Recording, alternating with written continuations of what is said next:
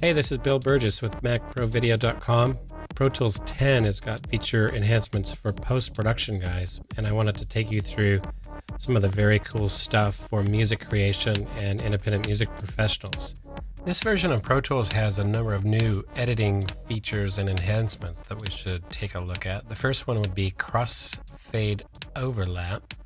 You can now see crossfades in this view, and this is particularly good for musicians who are trying to merge similar sounding rhythmic material, or even DJs. It's a great view to have. So that overlapping crossfade is great. It's accessed through the view menu under waveforms, just like that. And while we're on the subject of fades, previous iterations of Pro Tools always had to render fades. So the bigger the session, the bigger the fade files. And it became very hard on drives and disks and speed. So what we have now is real-time fades. They're automatically rendered within the system. There are no longer fade files in any of the Pro Tools sessions. Right-clicking now a clip inside of the clip list now gives me the option to reveal this in the Finder.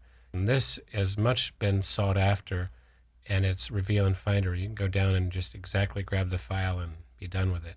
So that's great. The next one is for TV people, film people, is a 24-hour timeline. The reason this is important is that film is in reels. So reel 1 would be starting at 1 hour, reel 2.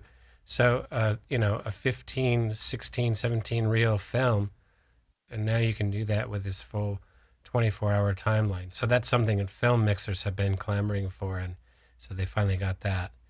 This one is the Mac Daddy of them all. It's called Clip-Based Gain. And basically what this appears to be is a rendered file of some sort. You've got a piece of audio with a little fade down and obviously digital silence here with a fade up and then more digital silence. In previous iterations of Pro Tools, you would have created this with Audio Suite, fade, reverse, etc., and then consolidated the clip using Shift Option 3. But when I reveal these new clip-based lines, there's be a fader at the bottom of left of every single clip now. And you'll notice that I'm not calling them regions. They're no longer called regions, they're called clips. And you can draw this automation directly in. As you can see, there's the fader, but this is my original file. This is the drawn in automation. And when I go to hide the clip line, this is what I see. You can also convert this clip-based gain into either volume automation.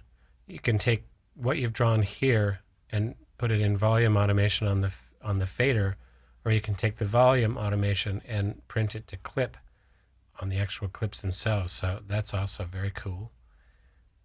Clip groups. It's also quite interesting. I have 3 tracks here that I've selected, and they are a group. And when I right-click and say Reveal Clip Line, I have these clip-based lines on 3 clips that are merged into a group. So when I go ahead and draw automation onto one of the clips, all 3 pick it up, and then I can hide that line and move this around as a block. So I find that particularly intriguing. So cool. Let's keep moving in new features in this version of Pro Tools.